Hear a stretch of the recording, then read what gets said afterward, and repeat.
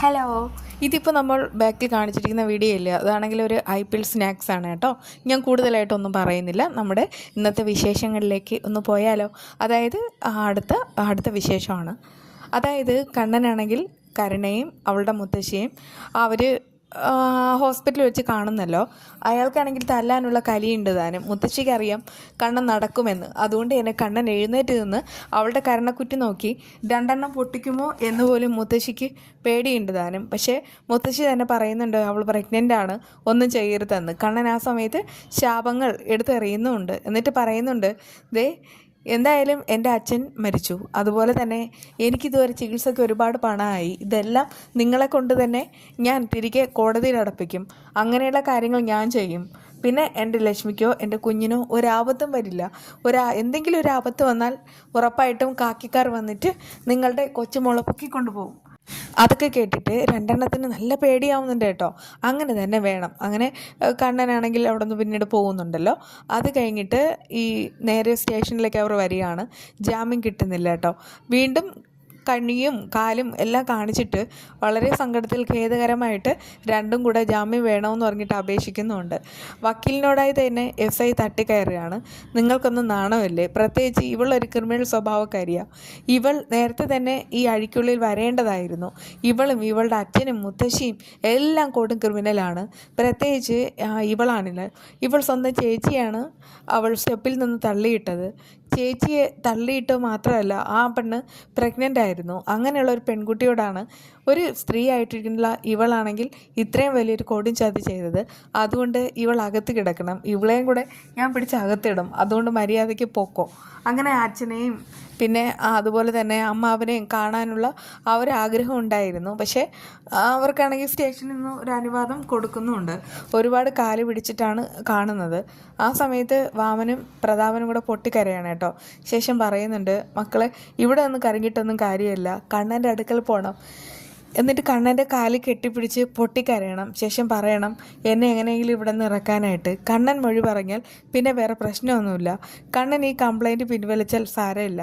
അത് കേട്ടിട്ട് അവൾ പറയുന്നുണ്ട്, എനിക്കറിയില്ല അച്ഛാ, ഞാൻ എന്ത് പറയാനാ. പ്രത്യേകിച്ച് ഞാനിപ്പോൾ മഹാലക്ഷ്മി തള്ളിയിട്ടതുകൊണ്ട് ആ ഒരു ദേഷ്യം കണ്ണേട്ടനുണ്ട്. അതുകൊണ്ട് എനിക്കൊരിക്കലും മാപ്പ് തരില്ല, ഉറപ്പാണ്. ഞാനിനി കേസ് പിൻവലിക്കണം എന്നും കൂടെ പറഞ്ഞിട്ട് ചെന്നാലേ അയാൾ എൻ്റെ മുഖത്തടിക്കും. അതുകൊണ്ട് എനിക്കങ്ങും വയ്യ. ആ സമയത്ത് മുത്തശ്ശിയും പറയുന്നുണ്ട്, അതെ, ഇവൾ പറയുന്നതിലും കാര്യമുണ്ട്. എന്തായാലും നമുക്കൊന്നും ചെയ്യാനായിട്ട് കഴിയില്ല. കാരണം കണ്ണനാണെങ്കിൽ ഒരുപാട് മാറിപ്പോയി, അവൻ്റെ മനസ്സിനി മാറ്റാനായിട്ട് കഴിയുകയില്ല. മഹാലക്ഷ്മി ഇപ്പോഴും ഹോസ്പിറ്റലിലാണ് ഉള്ളത്. അവൾക്കോ കുഞ്ഞിനോ എന്തെങ്കിലും സംഭവിച്ചാൽ ഉറപ്പായിട്ടും ഈ കരണമോളയും കൂടെ ജയിലിലാക്കും എന്നൊക്കെയാണ് അവർ പറയുന്നത്. അതൊക്കെ ഇട്ടിട്ട് പ്രതാപനും ഭാവനും നന്നായിട്ട് പേടിയാവാണ് കേട്ടോ. അതേസമയം ജാമ്യം കിട്ടാത്തതുകൊണ്ട് തന്നെ ഇനി എന്ത് ചെയ്യും എന്നുള്ള കാര്യത്തിൽ അവരെല്ലാം ഭരിതരായിട്ടിരിക്കുകയാണ്.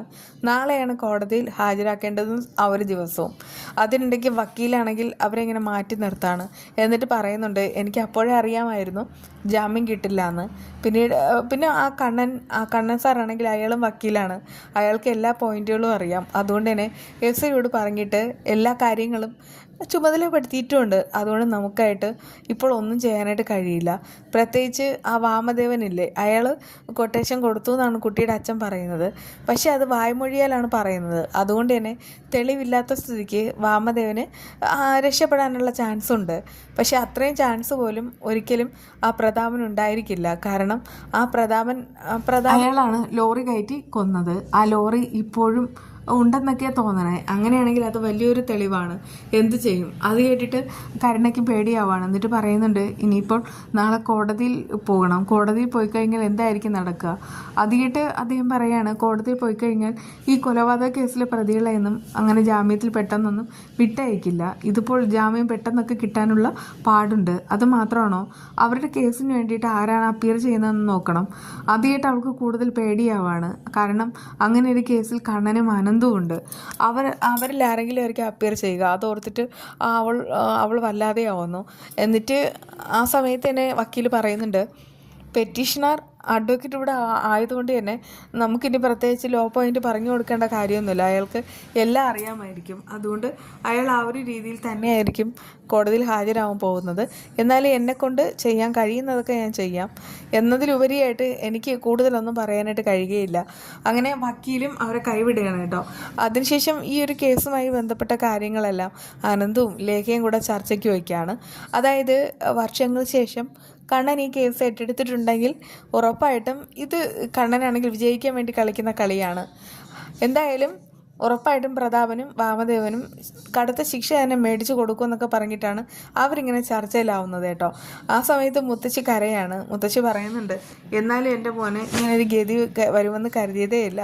അവനെ അഥവാ ഈ കേസിൽ ശിക്ഷിച്ചാലും ഇനി എനിക്കൊരിക്കലും അവനെ കാണാനും സാധിക്കില്ല. ഞാൻ ഇനി എത്ര കാലത്തേക്കെന്ന് വെച്ചാൽ അവനാണെങ്കിൽ ജയിലുമായി. എന്തായാലും പിന്നെ മോളെ നിൻ്റെ ജീവിതമാണ് കഷ്ടകാലാവുന്നത്, നരകതുല്യം. അതുകൊണ്ട് നീ എത്രയും വേഗം തന്നെ നിൻ്റെ അച്ഛൻ്റെ അടുക്കലേക്ക് ഉണ്ണിയുടെ അടുക്കലേക്ക് പോകുന്നത് നല്ലത്. ഉണ്ണി നിന്നെ തള്ളി പറഞ്ഞാലും നീ അവിടെ തന്നെ നിൽക്കണം. അതൊക്കെ കേട്ടിട്ട് അവൾ കരയാണ്. എന്നിട്ട് പറയുന്നതിന് മുത്തശ്ശി എനിക്ക് പേടിയാവുന്നു. മോഹിനിയുടെ കാര്യമാണെങ്കിൽ നീ നോക്കണ്ട, അവൾ നിന്നെ ഒരിക്കലും സംരക്ഷിക്കില്ല. എന്തൊക്കെ പറഞ്ഞാലും അവളുടെ മകളല്ലേ മഹാലക്ഷ്മി. അതുകൊണ്ട് തന്നെ അവൾ നിന്നെ വെറുക്കും. അവളൂടെ വേണേൽ നിനക്ക് പ്രതികൂലമായിട്ട് മൊഴി കൊടുക്കും. അതുപോലെ തന്നെ പ്രതാപന് പ്രതികൂലമായിട്ടും അവളായിരിക്കും മൊഴി കൊടുക്കാൻ പോകുന്നത്. അതുകൊണ്ടൊക്കെ പറയാണ് മോളെ നമ്മൾ സൂക്ഷിക്കണം. പ്രത്യേകിച്ച് മഹാലക്ഷ്മിയുടെ 5 വയസ്സിൽ നടന്ന സംഭവമാണ്. അതുകൊണ്ടൊക്കെ തന്നെ അന്നത്തെ കാലത്ത് മഹാലക്ഷ്മിക്ക് അറിയുന്നതിനേക്കാൾ കൂടുതൽ കാര്യങ്ങൾ മോഹിനിക്ക് അറിയാം. അതുകൊണ്ട് മോഹിനിയെ വിളിപ്പിക്കും. നമുക്ക് അനുകൂലമായിട്ട് അവൾ ഒന്നും മിണ്ടില്ല. കാരണം അവൾക്ക് മക്കളെക്കാളും എല്ലാവരെക്കാളും ഇപ്പോൾ മരുമകനോട് ജീവനാണ്. അത് കേട്ടിട്ട് കരുണയ്ക്ക് പേടിയാവുന്നുണ്ട്. ആ സമയത്ത് മുത്തശ്ശി പറയുന്നുണ്ട്, ഇനി എന്തേലും ഒരു അത്ഭുതം നടക്കണം, എന്നാൽ മാത്രമേ കോടതിയിൽ നിന്ന് അവർക്ക് പുറത്തിറങ്ങാനായിട്ട് സാധിക്കുകയുള്ളൂ. ഇതിപ്പോൾ രണ്ടുപേരും കുറ്റം സമ്മതിച്ചെന്നാണ് പറയണേ. എനിക്കും അതാണ് പേടി. ഈ പ്രതാപന് ഇത് എന്തിൻ്റെ കേടാ?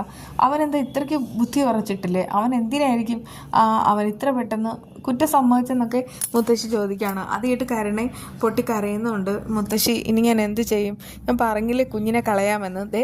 ഞാനൊരു കാര്യം പറയാം, ഇനി നീ കുഞ്ഞിനെയും കൂടെ ഉപേക്ഷിച്ചാലേ ഉറപ്പായിട്ടും കുഞ്ഞിനെ നീ കളഞ്ഞാൽ ആ ഡോക്ടറാണെങ്കിൽ നിനക്കെതിരെ പരാതി കൊടുക്കും. ഉറപ്പായിട്ടും നിന്നെ പിടിച്ച് അകത്തിടുകയും ചെയ്യും. അതുകൊണ്ടൊക്കെ പറയാം മോളെ, നീ ഒന്ന് സമാധാനപ്പെട്. പക്ഷേ പ്രതാപനെ ഇറക്കാൻ പറ്റുമെന്നൊന്നും തോന്നുന്നില്ല. എനിക്ക് അക്കാര്യത്തിൽ വല്ലാത്തൊരു സങ്കടമുണ്ട്.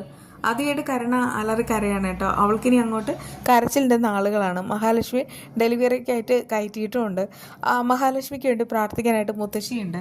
മുത്തശ്ശി രാവും പകലും ഇല്ലാതെ പ്രാർത്ഥിക്കാണ് കേട്ടോ. എന്തായാലും ഹോസ്പിറ്റലിലും ആൾക്കാർ വേണമല്ലോ. അതിന് മഞ്ജുവും മോഹിനിയൊക്കെ ബൈസ്റ്റാൻഡേഴ്സ് ആയിട്ടുണ്ട്. കണ്ണനും ഉണ്ട്.